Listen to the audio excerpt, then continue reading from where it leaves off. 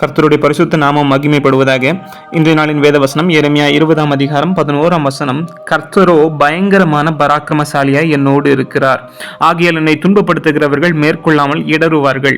தங்கள் காரியம் வாய்க்காதபடியால் மிகவும் வெட்கப்படுவார்கள். மறக்கப்படாத நித்திய லட்சியம் அவர்களுக்கு உண்டாகும். ஆமேன். இந்த வார்த்தையை கேட்டுக்கொண்டிருக்கிற தேவ பிள்ளைகளே, நம்மையும் இந்த உலகம் நெருக்கலாம், நம்மை துன்பப்படுத்தலாம், நாம் எப்பொழுது விழுவோம், நம்மை மேற்கொள்ளலாம் என்று எதிர்பார்த்து கொண்டிருப்பார்கள். நம்மை எப்பொழுது குரோதம் தீர்த்து கொள்ளலாம் என்று சொல்லி நமக்காக காத்திருக்கலாம் இந்த உலகம். ஆனால் எரேமியா தீர்க்கதரிசி சொல்லுகிறார், கர்த்தரோ பயங்கரமான பராக்கிரமசாலியாய் என்னோடு இருக்கிறார். இன்றைக்கு நாமும் சொல்லுவோம், கர்த்தரோ பயங்கரமான பராக்கிரமசாலியாய் என்னோடு இருக்கிறார். அவர் நம்மோடு இருக்கையில, நம்மோடு பயங்கரமான பராக்கிரமசாலியா நமக்காக அவர் இருக்கையில, நம்மை எத்தனை பேர் நம்மை துன்பப்படுத்த எழும்பினாலும் அவர்கள் அதை மேற்கொள்ளாமல் அவர்கள் இடறி விழுவார்கள்.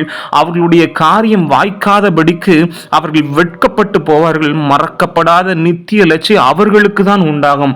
எனவே கர்த்தரை நம்புவோம். கர்த்தர் நம்மை எல்லா இக்கட்டுகளிலும் இருந்து விடுவித்து நம்மை தப்புவிப்பார். ஆமென்.